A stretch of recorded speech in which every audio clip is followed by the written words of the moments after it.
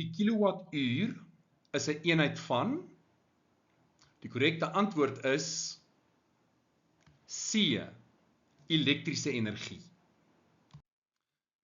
Kilowattuur is 'n eenheid wat baie naas aan my hart en dikwels word dit in die media verkeerdelik gebruik en mense praat van kilowatt per uur. Daar bestaan nie so 'n eenheid nie. Nou, kilowattuur help jou.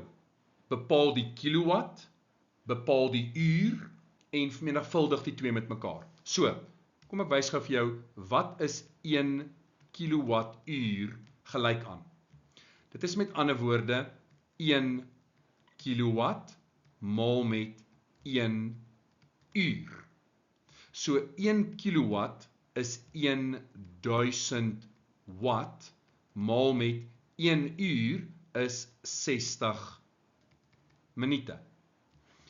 En 1000 watt is 1000 joule per sekonde.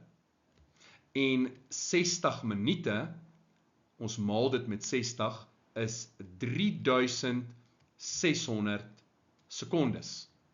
En as ek die 1000 joule per sekonde maal met 3600 sekondes, dan kry ek 3.600.000 joule. En dit is 'n eenheid van energie.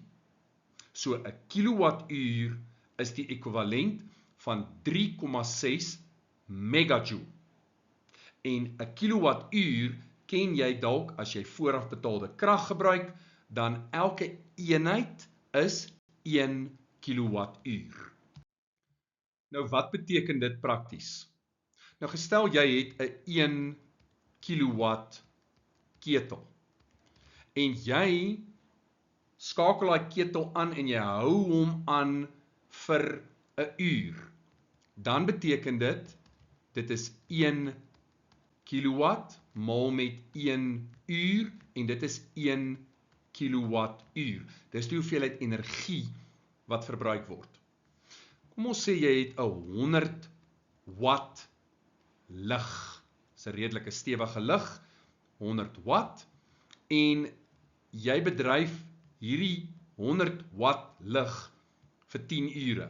Nou 100 watt is 0,1 kilowatt en jy bedryf dit vir 10 ure wat hierdie lig skyn. Dan kry jy 1 kilowattuur. Presies dieselfde. So of jy nou 'n ketel vir 'n uur lank bedryf en of jy 'n 100 watt lig vir 10 ure bedryf, beide se energieverbruik gaan 1 kilowattuur wees. En kom ons sê jy het 'n 2000 watt verwarmer en jy gaan hom vir 30 minute gaan jy hom gebruik. So daardie verwarmer 2000 watt, dit is 2 kilowatt. 30 minute, wat is 30 minute? Dit is 'n halfuur. Met ander woorde 0,5 uur. En 2 maal met 0,5 is 1, ook dit is 1 kilowattuur. Dit is baie eenvoudig.